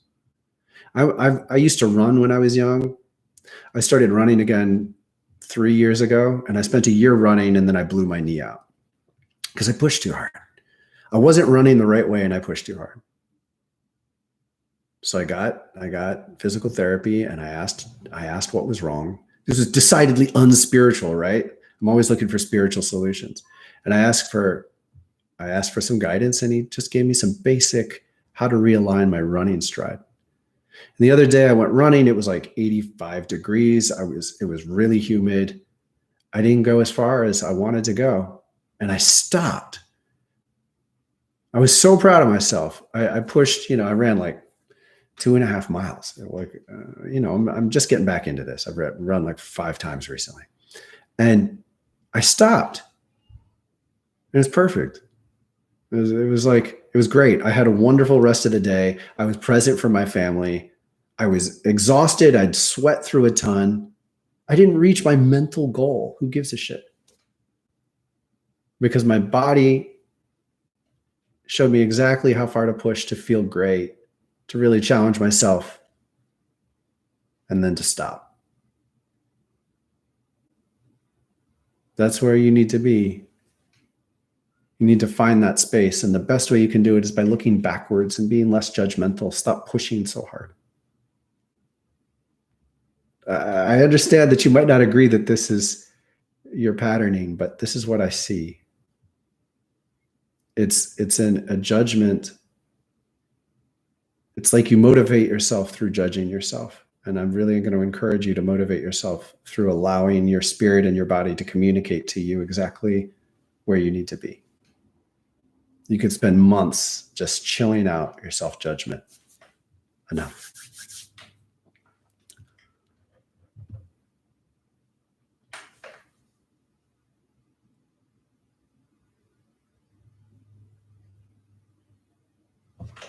Okay, Janie, and then thank you, and then thank you, and then thank you.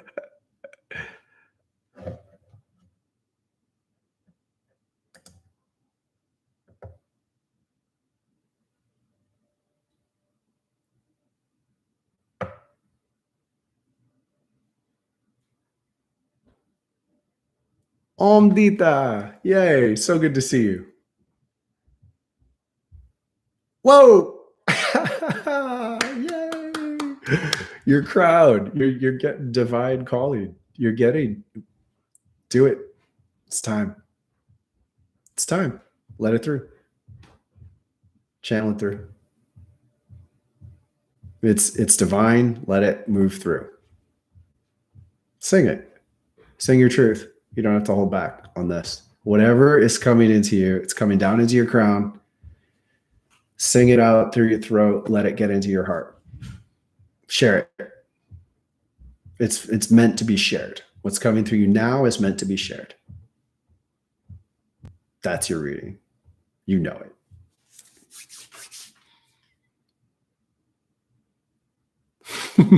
Told you. I knew it. That one's so loud. It's not even like, oh, that's so loud.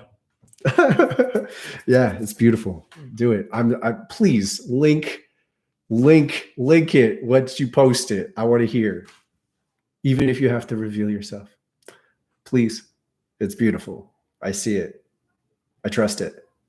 It's a divine gift. It's not your personal medicine. It's meant to be shared. All right. I want to accentuate a little lesson that I just put in there for Linny. That 12 chakra meditation is the cornerstone of my practice. It's on and off. Like sometimes there are weeks when I don't use it. Sometimes I use it several times a day. I often will use it every day. I don't use the video every day at all, although I do use the video sometimes because I love being led by it. That meditation serves so many functions. One of the beautiful functions it serves is whenever you access a beautiful truth in your heart, that's actually a great time to use it because you will then spread that energy throughout your body in a very harmonious way. So it's sustainable. So it's like saying you have a good, strong fire going. It's a great time to go light other fires from that fire without being concerned that you're going to smudge out your own fire. So when you access, like Linny accessed a beautiful energy in her heart, really, and it's a wonderful time to spread it out. And that spreading out will actually activate a cleansing in every chakra you bring it to. So there's a cascade of healing that can come from it. So that's one powerful use of that meditation.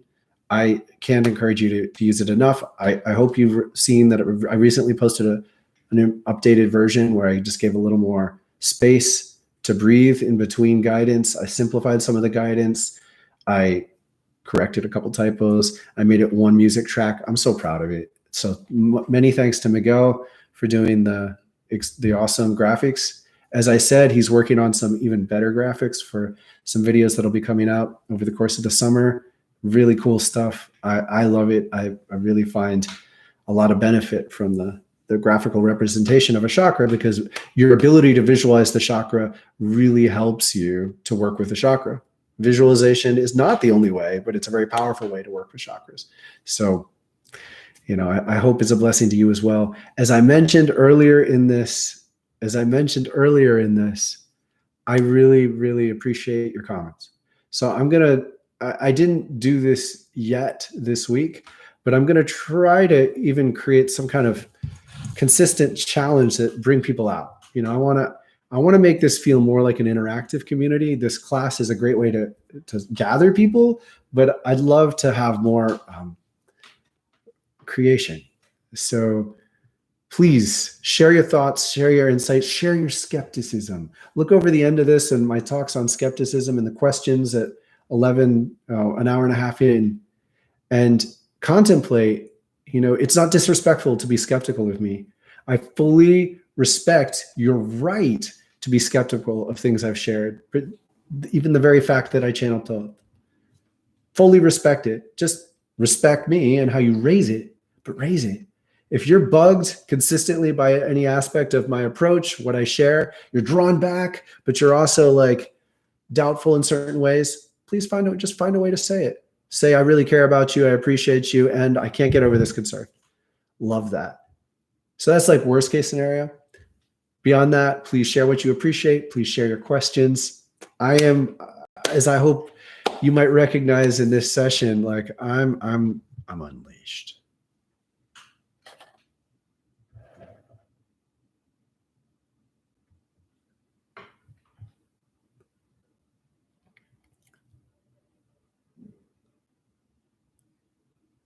Oh, it's so good to hear that, Janie.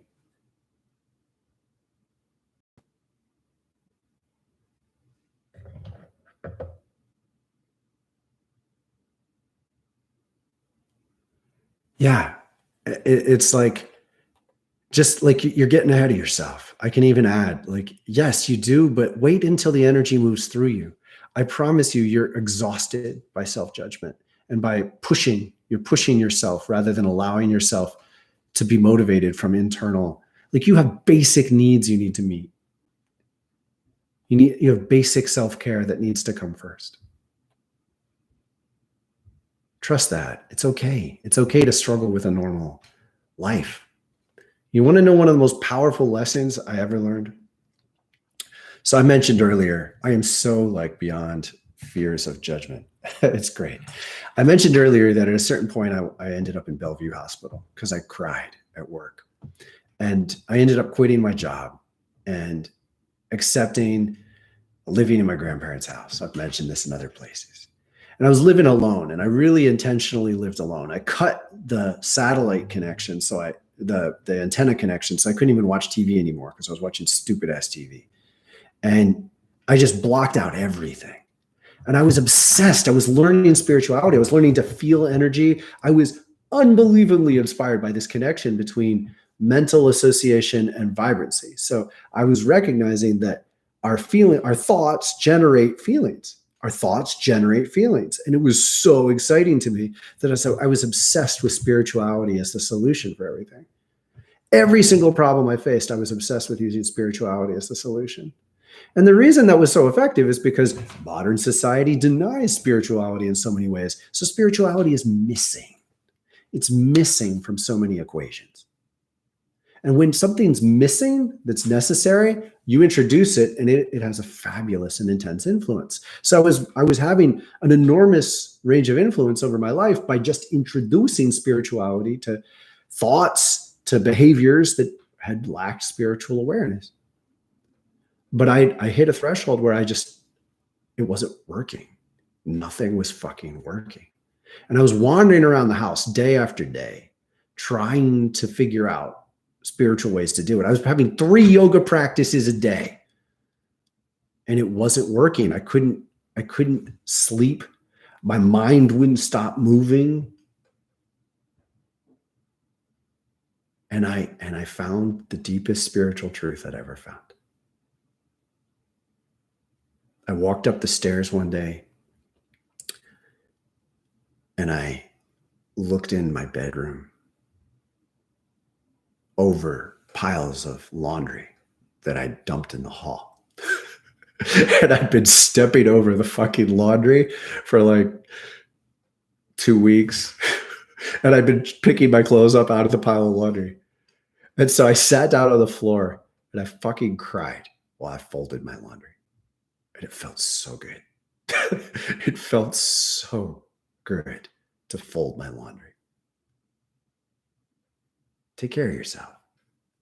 Take care of the basics. You don't have to be extreme. Take care of the basics. Take care of your space. Take care of your hygiene. Basic. I don't use deodorants or anything. Don't cover up your smell. Your pheromones, tell people to fuck off. Pheromones are great. But you wash off sweat. Wash off, what your body releases. You could scrub it off if you paid attention enough. But your body emits stuff. Your skin emits stuff. Get it off. Move it through. Go swimming in a swimming hole. Every chance you can. It's good for you. Take care of the basics in this real world. Because the ultimate spiritual truth is that you're a spiritual being living in a human body. And this is an extreme and awesome, exquisite blessing. And I encourage you to embrace and cherish it. Because from the perspective of your spiritual beingness, this is a great, great place to be. Please cherish it.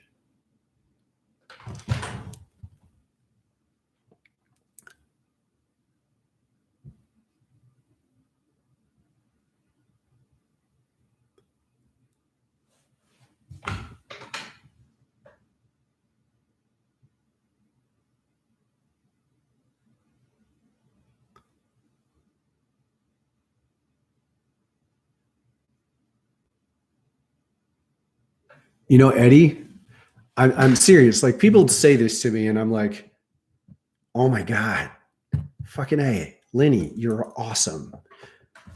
Eddie, I trust you. Will you help me, please? I get so freaking spun out trying to figure out titles. I feel manipulative. I don't like feeling manipulative. I have a built-in like don't be manipulative detector. But I get it. Like my mind can embrace that it's just like, come on, play the game, you know? Like if I frame it right, the algorithm will go well. So if you would help me recraft titles, I would be so grateful, whether they're past ones or helping me frame ones in the future. Because I call it what I want to call it. Like the river and the stream. I love that title. What is spiritual awakening? It gets terrible click-through rate because I guess it's boring, you know. But I love calling it the river and the stream. And my attempt to be practical was to call it what is spiritual awakening, and it doesn't work, you know.